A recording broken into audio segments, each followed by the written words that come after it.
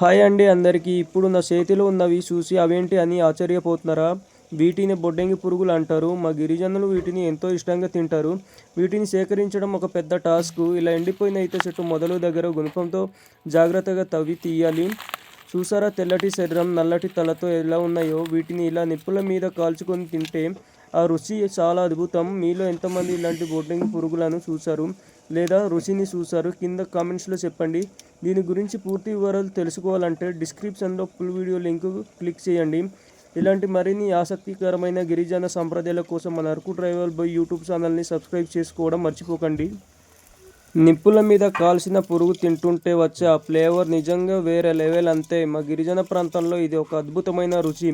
ప్రకృతి ప్రతిపాదించిన బొడ్డంగి పురుగులను దొరకడం అంత తేలిక కాదు. ఎండిపోయిన ఈత చెట్ల పొదల్లో దాగి ఉండే వీటిని ఎంతో నేర్పుగా సేకరించాలి.